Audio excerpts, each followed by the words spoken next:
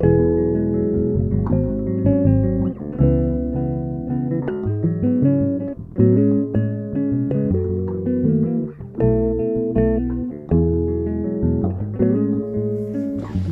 Ken Smith here again. 1 week later from when we first posted the video about questions.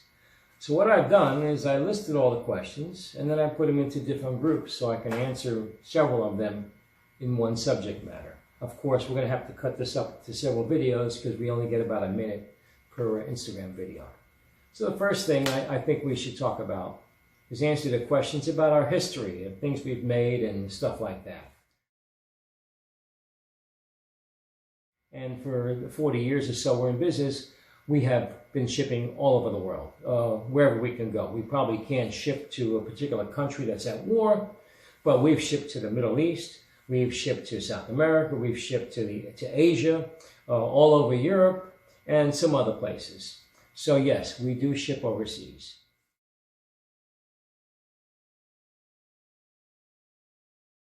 So, you know, coming up as a bass player, the Fender was 34 inch scale. That's what I learned on.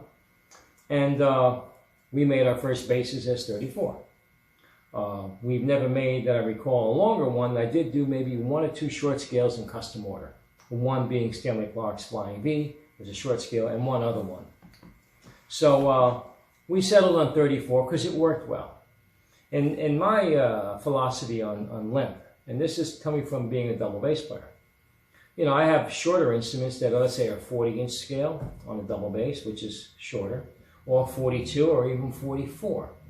And sometimes the longer ones are actually, they feel looser because the string has got more length to vibrate and flex.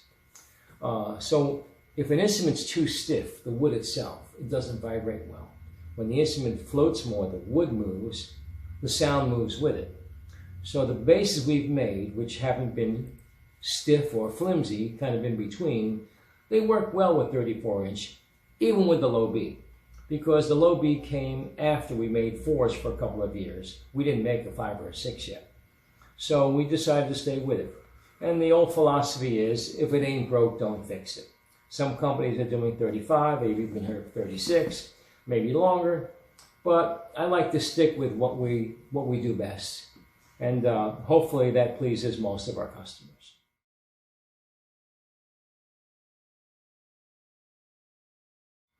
Well, I had met some people who did piano restorations, and they had a nice finishing process. I had just taken over the shop in Percy from my subcontractor, who was working for me for about a little over a decade. And I took over the business. And to do more production, to keep up with demand, I said, let's farm out the finishing. So I pack up the basses when they were fully sanded and ready for finish, take them to the shop, and they would spray them. Then I would pick them up, bring them back to my place, where I did all my setups, finish them up, and sell the basses. So the finisher was a subcontractor, like in the past. Some other shop might have subcontracted woodwork. There was a time when we had one shop doing body parts and stuff, another shop doing assembly. So I did what I had to do to get things done.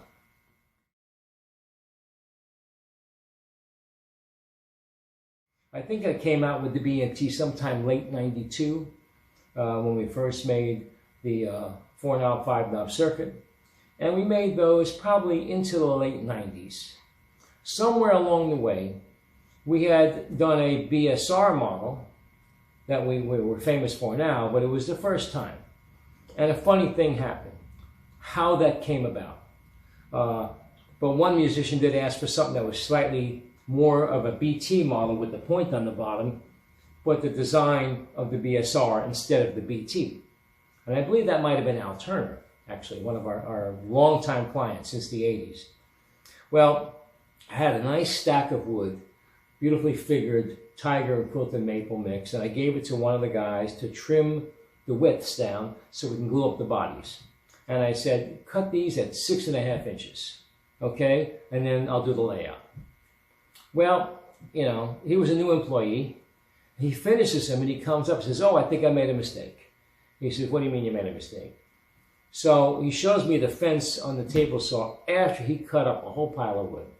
And there's a 6 and there's a 1/2 inch on either side. And he put it to the 1/2 inch below 6. He cut everything to 5.5 inches.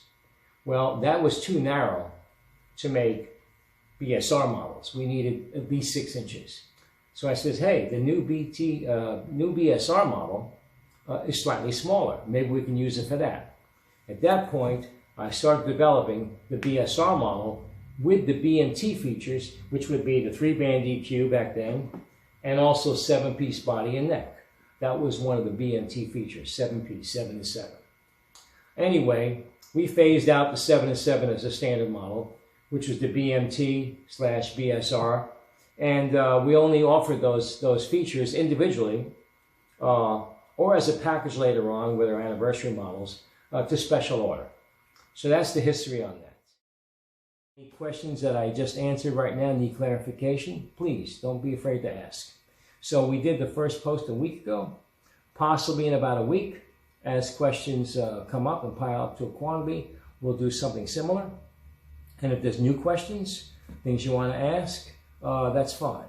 We always tell people, though, if you have something specific related to the cellular base, repairing an old base you have, or anything like that, please feel free to email me. The email address, of course, is support@kensmithbases.com, and we'll be checking that every single day. We reply to emails immediately. So enjoy the rest of your weekend. This is Sunday. It's after 4 o'clock here in Pennsylvania, and you guys stay healthy. Take care.